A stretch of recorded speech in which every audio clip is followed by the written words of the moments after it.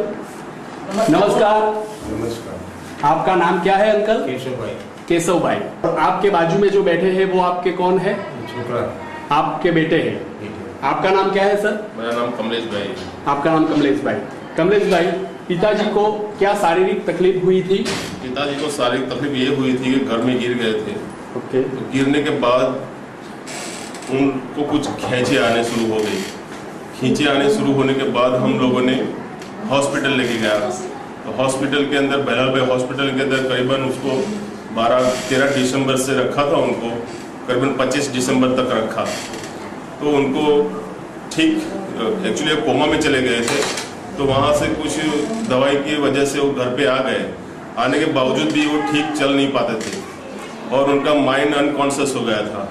इलियरल talking कुछ कर रहा था, वो अनसट बातें कर रहा था, पुरानी बातें याद करके वो रो रहा था, अनसट बात कर रहा था। ऐसा कुछ बातें उनको मगज में कई ठिकाने से सही तरीके से बात नहीं करता। घर के साथ किसी घर के कोई भी सदस्य को पहचानता नहीं था वो। उसके बाद कहीं बाहर हम लोगों ने कई बेध्यान करके बाहर चला गया। बाहर जाने के बाद करीबन सीढ़ियों से नीचे गिरने के बाद राइट साइड के अंदर शोल्डर के अंदर और पीछे स्पाइनल कॉर्ड के अंदर कुछ फ्रैक्चर ऐसा कुछ दिखाया डॉक्टर ने।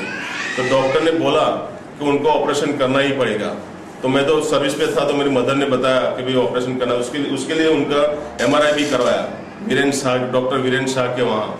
तो वहाँ भी उनको बताया कि स्पाइनल कॉर्ड के अंदर कुछ मणके के अंदर कोई प्रॉब्लम है।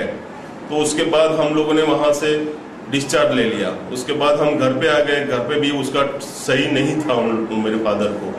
तो आप इतना खर्चा करने के बाद 2 लाख रुपया खर्चा किया तो भी कुछ ठीक नहीं हुआ।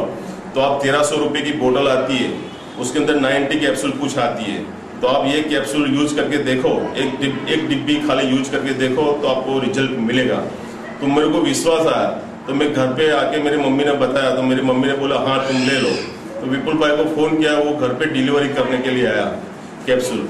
और ये दवा हमने मेरे फादर को सुबह में 1 कैप्सूल और शाम को 1 कैप्सूल, एक्चुअली उन्होंने 2 कैप्सूल बताई थी, लेकिन हमने 1 कैप्सूल दिया।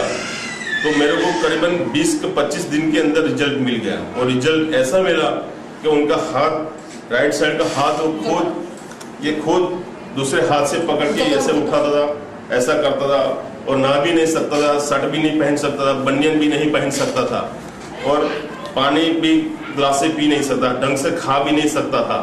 आज इसी कैप्सूल की वजह से, ये धन्वंतरी की कैप्सूल की वजह से आज मेरा फादर खुद अपने हाथ ऊंचा कर सकता है। आप देख रहे हो, चल भी सकते हैं, चलो ना, चल भी सकते हैं और खा भी सकते हैं। ओके। मतलब जो काम नहीं कर रहे थे वो सभी काम आज खुद कर रहे हैं। जो दवाखान में 2-3 लाख रुपया खर्चा होता है, इससे बेटर है कि ये दवा यूज करेंगे।